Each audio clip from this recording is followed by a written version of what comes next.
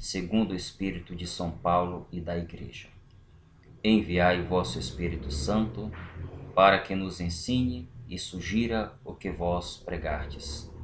Ó Jesus Mestre, caminho, verdade e vida, tende piedade de nós. Paz e graça, amados irmãos, em Cristo Jesus, que vos fala o Padre Fernando.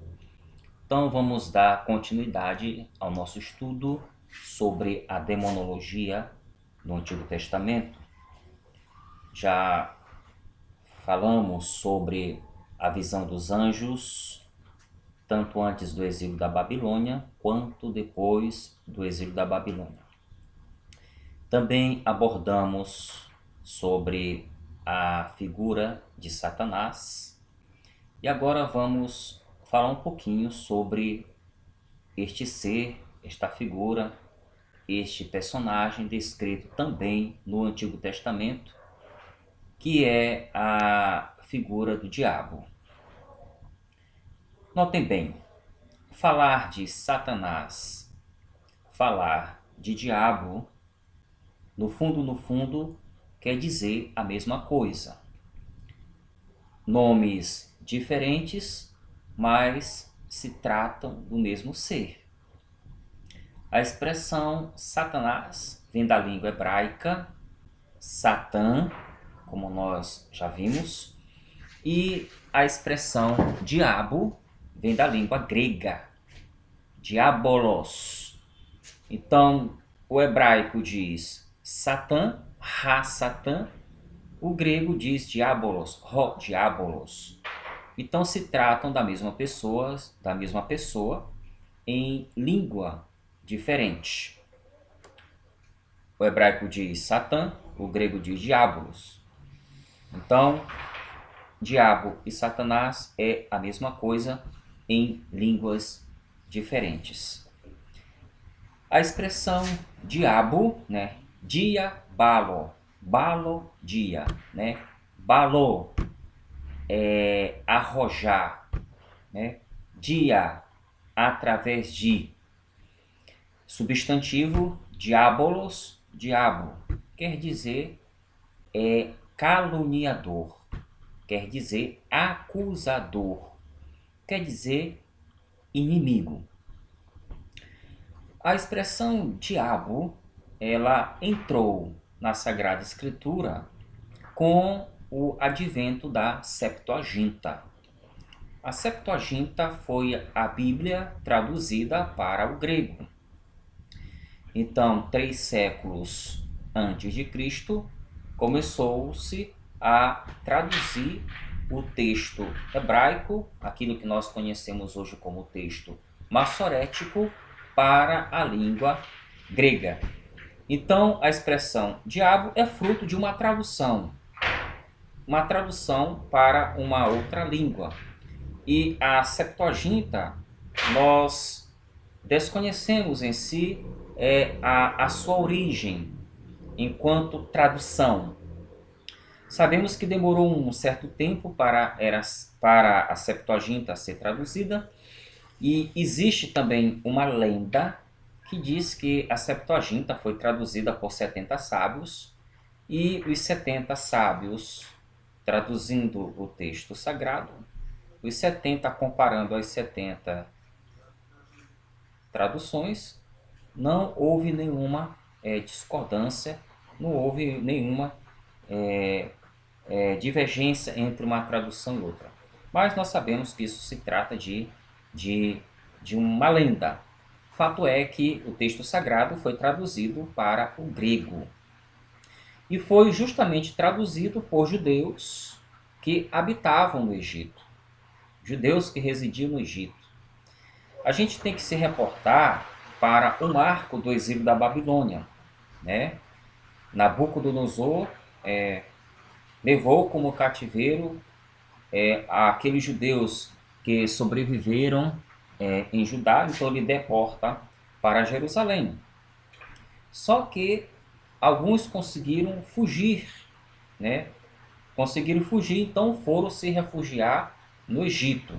Então, judeus de língua grega habitando no Egito. Chegando no Egito, né, os judeus da Palestina, de língua hebraica, tiveram que se adaptar à cultura egípcia. Então sentiram a necessidade, com o tempo, claro, de traduzir o texto sagrado em hebraico para o grego, para aqueles judeus que nós chamamos de judeus helenistas. Judeus da Palestina, judeus helenistas, judeus de língua aramaica, judeus de língua hebraica. Judeus de língua aramaica e hebraica, judeus de língua grega. Então, sentiram a necessidade de ter o testemunho, né? Foram perdendo seus traços, foram adentrando em outra cultura. Então, sentiram a necessidade de ter o texto sagrado para ler. Então, traduziram justamente do hebraico para o grego. E foi a primeira tradução que teve do texto sagrado de uma língua para outra. E nesta tradução que nós chamamos de Bíblia dos 70, que nós chamamos de Septuaginta, foram também entrando outros livros. Estes livros que nós chamamos de deuterocanônicos.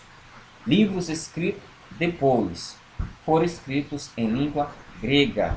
Por exemplo, o primeiro Macabeus, o segundo Macabeus, o livro de Baruque, o livro da sabedoria, o livro do Eclesiástico, enfim. Então, a expressão diabo entrou na Sagrada Escritura fruto da tradução de uma língua para outra, do hebraico para o grego. O grego não poderia conservar a expressão Satã. Então, traduzindo para o grego, vai a expressão diabo. Então, todos os outros textos que nós foi mostrado, que lemos, que foi lido no vídeo que fala, no que diz respeito à figura de Satanás, foi mostrado no vídeo. Então, todas essas passagens também vai aparecer a figura do diabo na tradução da Septuaginta. Então, assim entrou a expressão diabo na Sagrada Escritura.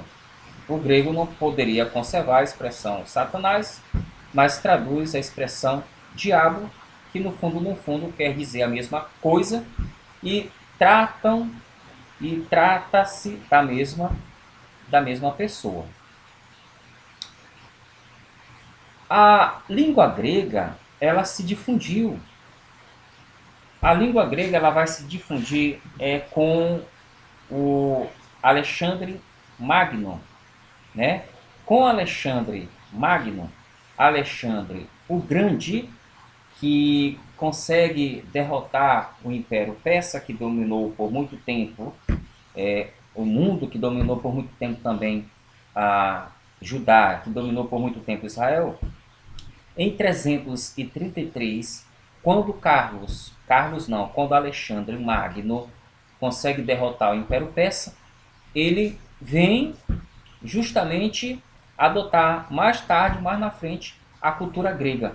Então, a língua grega, ela se difunde, né? A língua grega se difunde. E justamente a partir de 333 a.C. até 333 depois de Cristo, nós chamamos de grego koiné, grego comum, né? O grego que se tornou comum. E a Bíblia grega, ela usa o grego koiné, tanto a Septuaginta quanto o Novo Testamento, que foi escrito em grego. Então a língua grega se difunde a partir do Império, né, macedônico, com Alexandre Magno, que era macedônio. Então ele traz a cultura helenista para seu império, tá? E em relação a essa cultura grega, em relação aos judeus da diáspora, em relação a esses judeus que foram justamente para o Egito, e mais tarde o Egito nos dá também um berço muito grande, de uma cultura vasta e imensa, que é a própria cidade de Alexandria, que foi fundada por Alexandre Magno, Alexandre o Grande.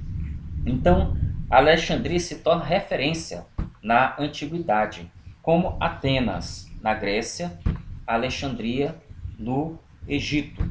Se torna referência, um berço da intelectualidade, e em Alexandria ficou conhecida também pela grande biblioteca que ela teve, né?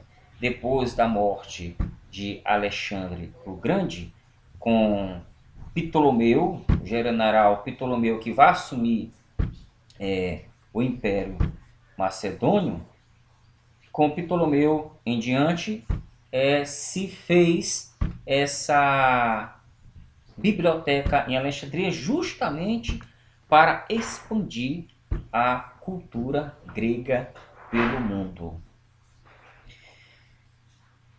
As passagens, por exemplo, do livro do Esther, capítulo 7, versículo 4, e capítulo 8, versículo 1, vamos ler esses dois capítulos no livro de Esther para dar, né, o exemplo e a referência.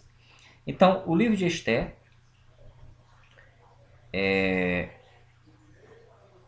capítulo 7, versículo 4. De fato somos vendidos, eu e meu povo, para o extermínio, a pilhagem, a escravidão, nós e nossos filhos, para nos tornarmos criados e criadas, mas me tinha feito de surda, porque semelhante caluniador não é digno da corte real. Porque semelhante caluniador não é digno da corte real, a expressão caluniador no texto grego vai aparecer a expressão diabolos. Aqui traduziu caluniador. No capítulo 8 do mesmo livro de Esther, nós encontramos a seguinte passagem. Então, 8:1. Nesse mesmo dia, o rei Artaxerxes fez dom a Esté de todas as posses de Amã, o caluniador. Além disso, Mardoqueu foi convocado pelo rei, pois Esté revelara que ela tinha laços de parentesco com ela. Então, a expressão a Esté de todas as posses de Amã, o caluniador. Essa expressão caluniador, no texto grego, vai aparecer a expressão, né, diabolos. Temos um livro no Antigo Testamento que não faz parte do cânon da Palestina, então os judeus não o consideravam inspirado, então se não o considerava inspirado, a tradição protestante também não o considera inspirado. Mas o livro da sabedoria, capítulo 2, versículo 24, né? Nós vamos encontrar a expressão diabo. Vamos localizar aqui o livro da sabedoria, capítulo 2, versículo 24. Mas pela inveja, a inveja do diabo, a morte entrou no mundo, e a experimentam os que são do seu partido. São Paulo, na carta aos Romanos, capítulo 5, né, pelos versículos 12, também vai mencionar esta referência do livro da sabedoria. Então, notem bem que o texto usa a expressão, mas pela inveja do diabo, a morte entrou no mundo. Então, por que aparece a expressão aqui, diabo? Porque a expressão diabo, no texto, o livro escrito claro, em língua grega. Se for escrito em língua grega, vai aparecer a expressão agora diabo, não Satanás. Mas Satanás e diabo é a mesma coisa. Então, o texto sagrado faz relação justamente ao livro do Gênesis, no terceiro capítulo, no relato da queda, toda aquela história de Adão e Eva e a serpente. Agora, muito mais tarde e muito mais tardiamente, o livro da sabedoria vai identificar, né, aquela serpente do livro do Gênesis, no capítulo 3º. Então, muito mais tarde, o livro da sabedoria identifica, né, a serpente com o diabo. Então, foi por inveja do diabo que a morte entrou no mundo. Relação ao Pentateuco, relação ao livro do Gênesis. Então, a expressão Satanás e diabo quer dizer a mesma coisa em línguas diferentes. O grego não pode usar a expressão Satanás, vai traduzir a expressão diabolos, diabo. E todas as passagens que mencionam a figura de Satã, de Satanás, né, Hassatã no hebraico, na tradução da Septuaginta, vai aparecer a expressão Rodiabolos, diabo. Então a gente para por aqui. No próximo vídeo vamos falar sobre a figura dos demônios no Antigo Testamento. Vamos encerrar com uma oração. Ó Jesus, Divino Mestre, vós tendes palavras de vida eterna. Eu creio, ó Senhor. E verdade, mas aumentai a minha fé. Eu vos amo, ó Senhor, e caminho com todas as minhas forças, pois vós quereis que cumpramos fielmente os vossos mandamentos. Eu vos peço, ó Senhor e vida, vos adoro, vos louvo, vos suplico e vos agradeço pelo dom da Sagrada Escritura. Com Maria, lembrarei as vossas palavras, as conservarei na minha mente e as meditarei no meu coração. Ó Jesus, Mestre, caminho, verdade e vida, tende piedade de nós.